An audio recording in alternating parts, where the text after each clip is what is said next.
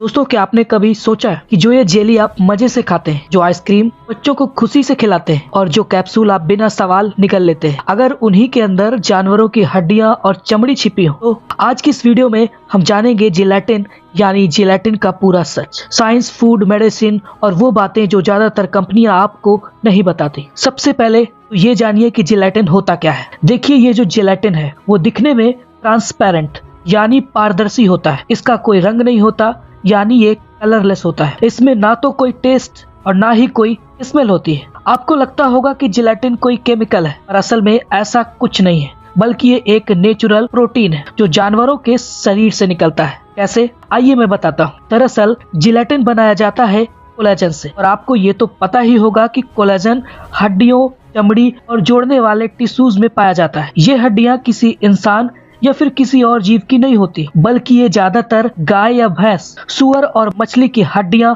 और चमड़ी होती है, जिनसे जिलेटिन बनता है। तो आप इस वहम में तो बिल्कुल भी मत रहिएगा कि मार्केट में कोई वेज जिलेटिन नाम की चीज होती है। साफ साफ कहूँ तो जिलेटिन नॉन वेज होता है। सवाल आता है कि जिलेटिन बनता कैसे। इस पर मैंने पहले से एक वीडियो बना रखी है, जिसे आप डिस्क्रिप्शन में दी गई लिंक से जाकर देख सकते हैं। थोड़ा ध्यान से वीडियो को देखिएगा, क्योंकि अब मैं आपको बताऊंगा कि आप कहाँ कहाँ जिलेटिन खाते हो, यानी किन किन चीजों में जिलेटिन होता है। यानी आप जो जेली खाते हो, marshmallow, ice cream, cake fillings, candies या फ्रूट स्नैक्स खाते हो, इन सब में जिलेटिन मिलता है। कई कंपनीज तो जिलेटिन को छुपाने के लिए कई पैकेट्स पर जिलेटिन लिखती भी नहीं है, बल्कि पैकेट्स पर E441 लिखा होता है, और E441 का मतलब होता है जिलेटिन। और अगर आप वेजिटेरियन हैं तो आप से सावधान हो जाइए और पैकेट फूड्स पे लिखे इस E441 कोड को देखकर ही खरीदे। ये तो बस शुरुआत थी, और अब आगे देखिए जिलेटिन और कहाँ कहाँ मिलेगा आपको। ये जो आप दवाइयाँ खाते हो, यानी ये कैप्सूल, जी हाँ, आपने सही सुना। असल में दुनिया की ज्यादातर कैप्सूल जिलेटिन से बनी होती, यानी दवा के अंदर की गोली अलग, लेकिन ऊपर का खोल जानवर की चमड़ी से बना होता है। आजकल कुछ वेज कैप्सूल्स भी आती हैं, लेकिन वो हर जगह अवेलेबल नहीं होती। तो अब सवाल उठता है कि जब हर जगह जिलेटिन है, तो क्या ये हमारी बॉडी के लिए हार्मफुल है? दरअसल जिलेटिन में खास अमीनो एसिड्स पाए जाते हैं, जैसे ग्लाइसिन, प्रोलीन और हाइड्रोक्सीप्रोलीन। ग्लाइसिन आपके दिमाग को शांत करता है, नींद बेहतर करता है, स्ट्रेस कम करने में मदद करता है। लेकिन एक जरूरी बात, जिलेटिन कंप्लीट प्रोटीन नहीं है, इसमें कुछ जरूरी अमीनो एसिड्स नहीं होते, इसीलिए इसे मिरेकल फूड समझना बिल्कुल गलत है। मेडिकल और साइंस में जिलेटिन सिर्फ खाने में नहीं होता, बल्कि दवाओं की कोटिंग, वैक्सीन